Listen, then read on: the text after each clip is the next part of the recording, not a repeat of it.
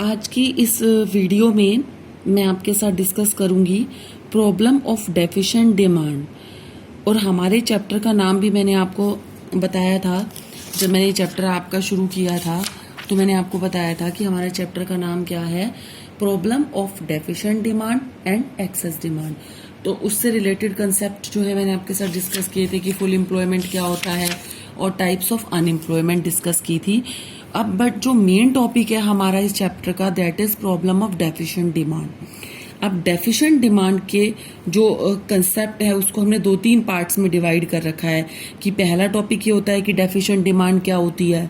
दूसरे टॉपिक में मैं आपको बताऊंगी कि डेफिशिएंट डिमांड को हम कैसे जो है मेजर कर सकते हैं। तीसरे टॉपिक में मैं आपको ये बात बताऊंगी कि कोजेस, उसके क्या कारण है, जो डेफिशिएंट डिमांड है वो क्यों कम है।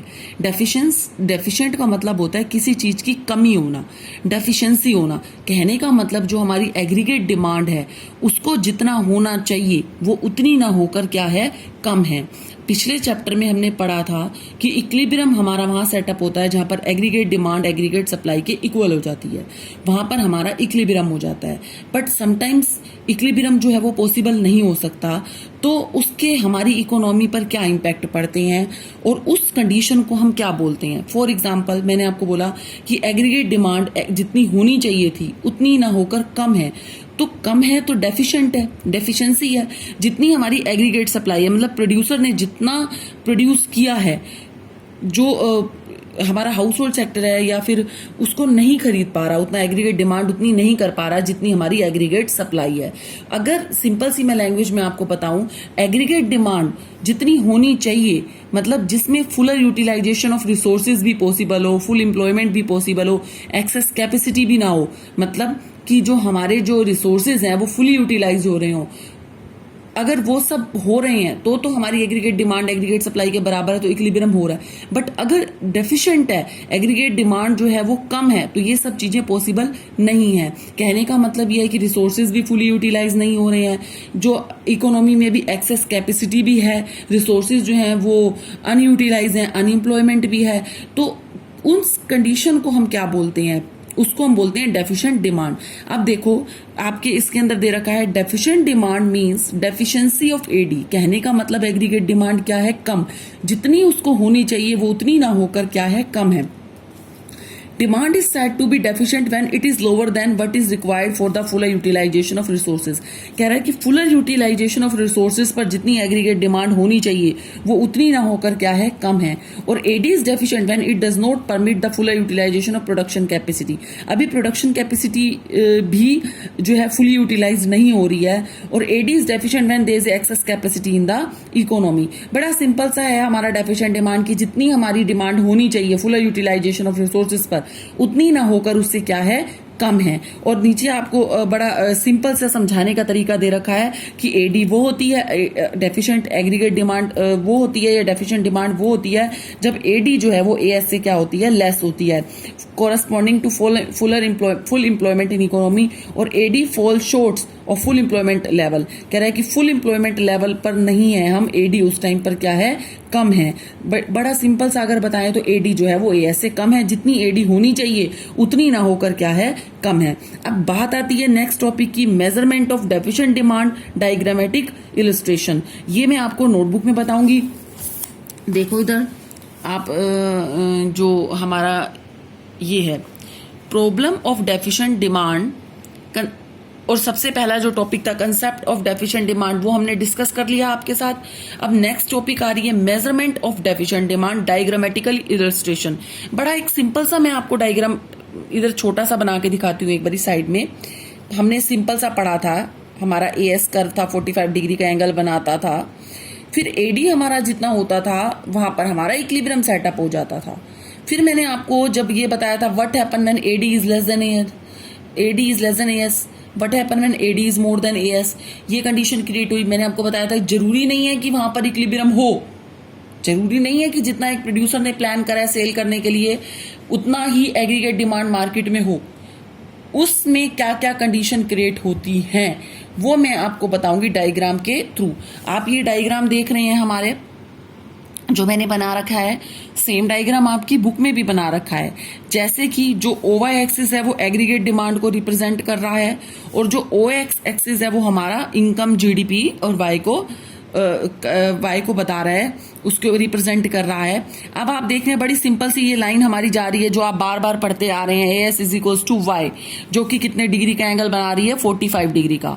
अब यहाँ पे दो कर्व नजर आ रहे हैं आपको, एक नजर आ रहा है ADF और एक नजर आ रहा है ADP। एक ADF है और एक ADP है और यहां पर हम क्या लिख रहे हैं, F लिख देते हैं। अब आप देख रहे हो जो ADF है वो क्या है, फुल एम्प्लॉयमेंट AD कर्व। जो ADF है ये हमारा है फुल एम्प्लॉयमेंट AD कर्व और जो ये वाला है हमारा वो है प्लैंड AD।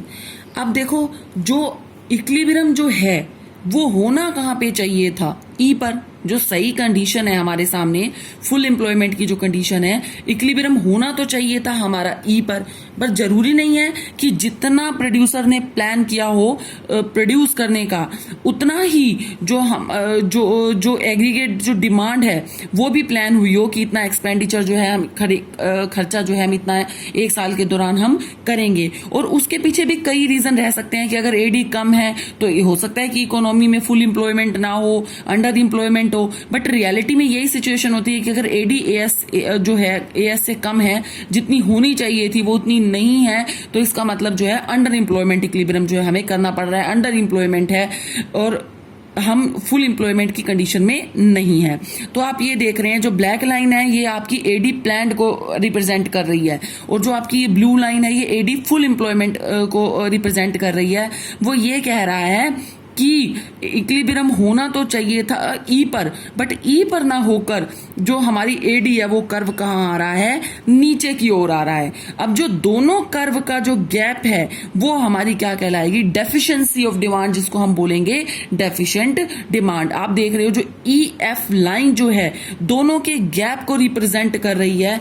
जो यहां पर हम B लिख रहे हैं, जो EF लाइन जो है दोनों के गैप को रिप्रेजेंट कर रही है, ये हमारी डेफिशिएंट डिमांड। आप देख रहे हैं कि ADF जो है वो फुलर यूटिलाइजेशन का कर्व है, ADP जो है वो प्लान्ड है, मतलब एक्चुअल है। ये हमने सोचा था कि फुल एम्प्लॉयमेंट की कंडीशन में हमारी AD कर्व ऐसी होगी और यहां पर इसको इंटरसेक्ट करेगी और इक्विलिब्रियम E पे सेटअप होगा और उस पॉइंट पर हमारे जो GDP है वो भी इक्विलिब्रियम GDP को भी हम रिप्रेजेंट करेंगे।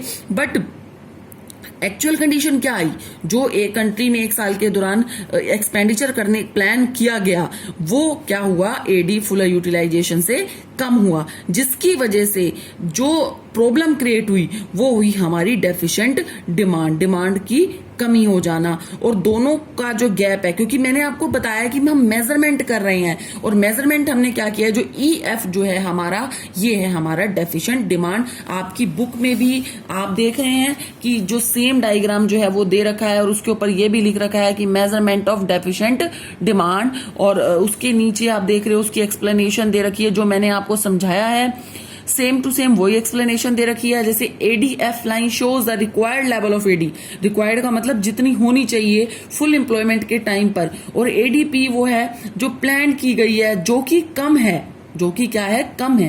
भाई कम है तभी तो डेफिशिएंट डिमांड की सिचुएशन क्रिएट हो रही है, और दोनों के बीच का जो वर्टिकल डिफरेंस है वो क्या कहला रहा है, हमारा डेफिशिएंट डिमांड, जो कि E और F है। आप देख रहे हो कि जो कि क्या है, E और F है, वो क्या कहला रहा है, हमारा डेफिशिएंट डिमांड।